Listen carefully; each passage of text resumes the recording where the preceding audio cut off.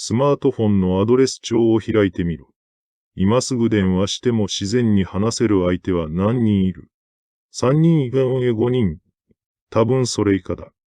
20代の頃、毎週のように会っていたあいつは今どこにいる？大学の時、死ぬまで友達だと言い合ったあの仲間とは、最後にいつ話した？友達だと思っていた人間が、気づいたらいなくなっていた。これはお前だけの話じゃない。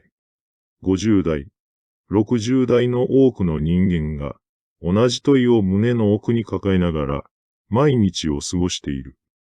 今日俺が話すのは、なぜそうなるのかという理由と、そこから見えてくる人間の本質だ。最後まで聞けば、多分お前は今日、誰かに連絡を取りたくなる。ゲーテはこんな言葉を残している。人は努力することをやめたとき、本当に老いる。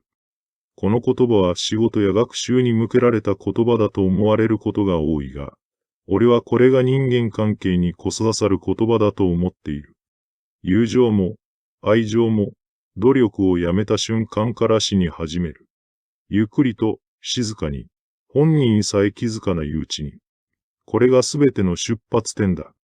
お前は今、昔の友人と疎遠になったのは仕方がないと思っているか？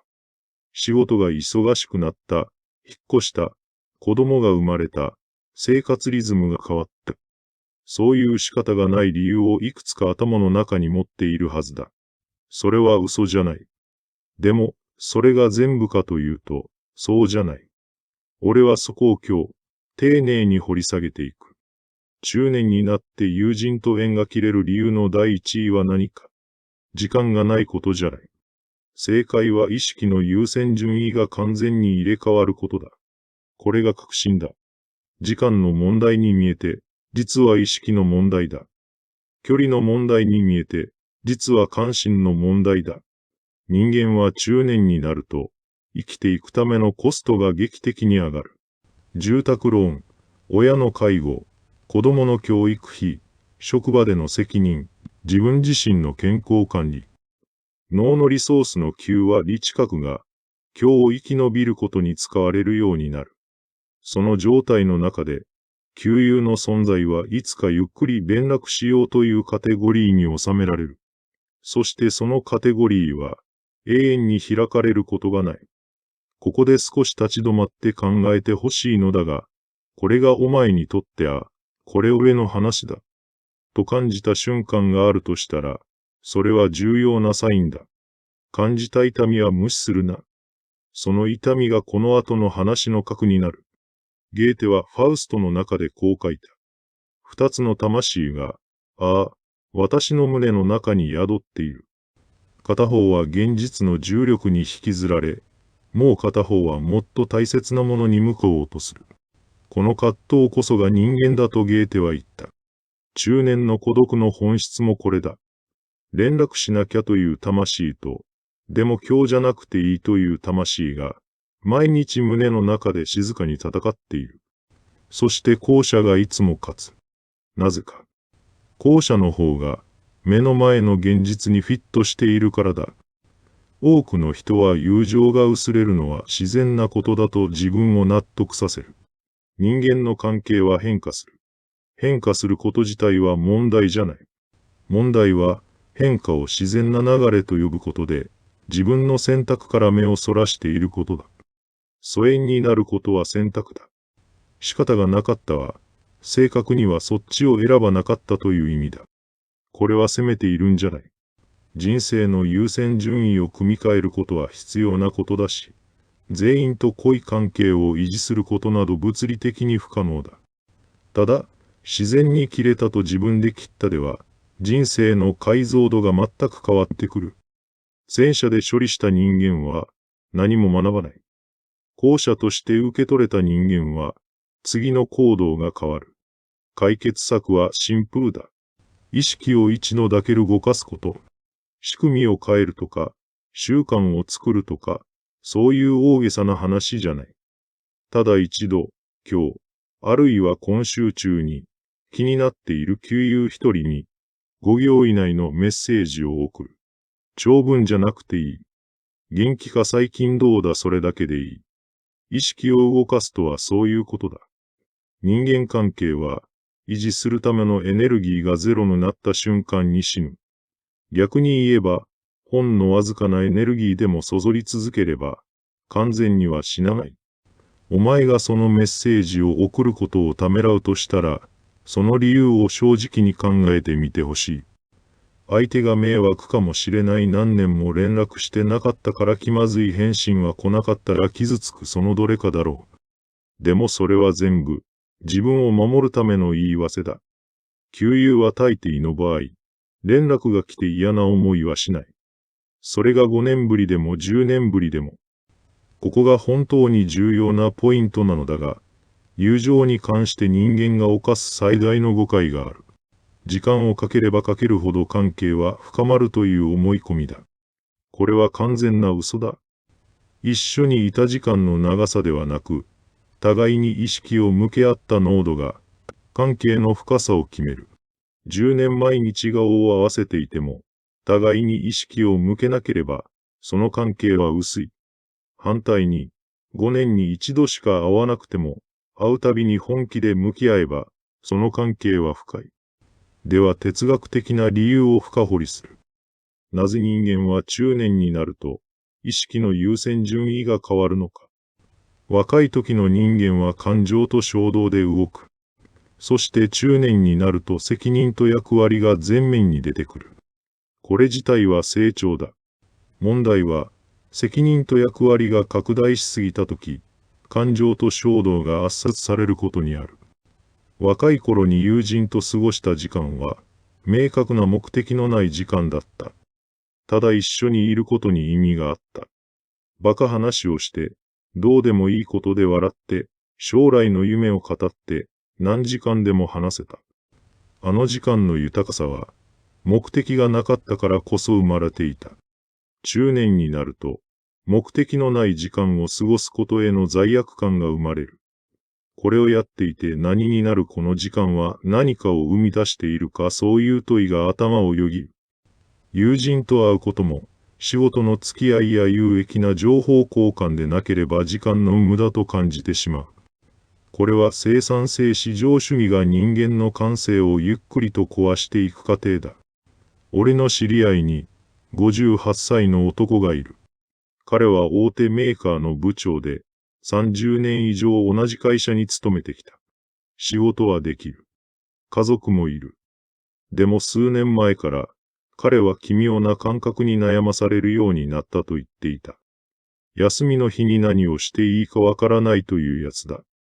土日になると、やるべきことが何もない時間が怖くなる。だから仕事の資料を読んだり、庭の手入れをしたり、何かやっていることを作ろうとする。その感覚の正体を彼はずっとわからなかった。俺が昔の友達に会ったりしないのかと聞いたら、彼はしばらく黙って、そういえば、最後に飲んだのはいつだろうと言った。大学時代に毎週のように遊んでいた仲間が7人いた。今は全員の連絡を持っているが、ここ7、8年、誰とも会っていないと言った。なんで会わなくなったんだろうと彼は言った。気づいたらそうなっていたと。これだ。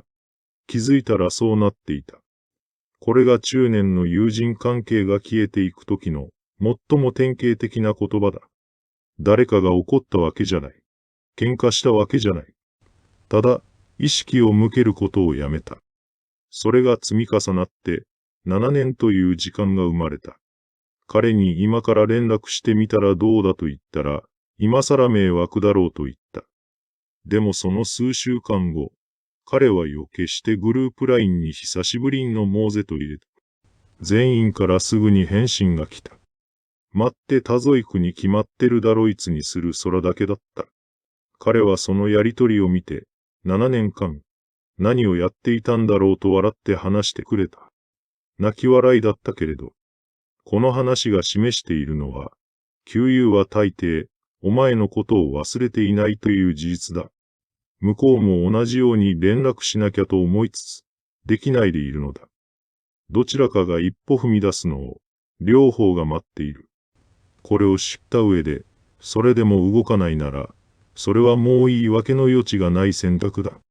さて、ここで人生の選択という視点で話をまとめていく。ゲーテは晩年、こんなことを言っている。人間は選ぶことによって自分を作る。友人関係を大切にするかどうかは、時間があるかどうかの問題ではなく、それを選ぶかどうかの問題だ。忙しい中でも、親友に連絡を取り続けている人間は存在する。逆に、時間があるのに誰とも連絡を取らない人間もいる。差は何か。意識だ。それを選んでいるかどうかだ。中年になってからの孤独は、多くの場合、誰かに見捨てられたのではなく、自分が少しずつ選択を積み重ねた結果だ。今日じゃなくていいを何千回も選んだ結果が、今の状態だ。これを聞いて傷ついた人間もいると思う。でも俺はこれを責める気持ちで言っているんじゃない。なぜなら、この事実は同時に今日から変えられるということを意味するからだ。過去に積み重ねた今日じゃなくていいは変えられない。でも、今日という日の選択は変えられる。人は努力することをやめたとき、本当に老いる。友情への努力をやめることは、人間としての感性の一部が老いることだ。仕事の能力は鍛えられる。スキルは身につけられる。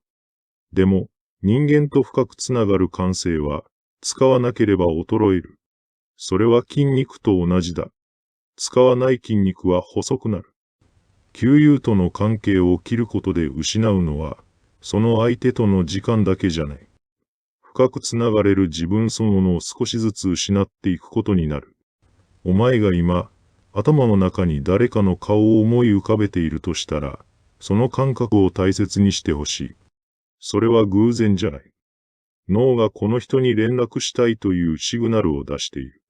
そのシグナルを無視することが習慣になると、いつかそのシグナル自体が来なくなる。それが本当の孤独の始まりだ。友情とは、二人の人間が互いにここにいると確認し合う行為だ。会わなくても、長く話さなくても、お前のことを思い出したという一言が、それをやってくれる。失ってから気づくのが人間の常だ。でも気づいた今、まだ間に合う人間が必ずいる。誰が浮かんだか、お前自身がわかっているはずだ。今日、動け。明日でもなく、週末でもなく、今日だ。ゲーテは82歳で死ぬ直前に、窓から光を求めながらこう言ったとされている。もっと光を。俺はこれを、人生の最後にもっとつながりを飛び替えて受け取っている。死ぬ時に後悔するのは、仕事をしすぎたことより、人と本気でつながらなかったことだと、多くの人が証言している。今日のこの話が、お前の胸の中の何かに触れていたとしたら、それで十分だ。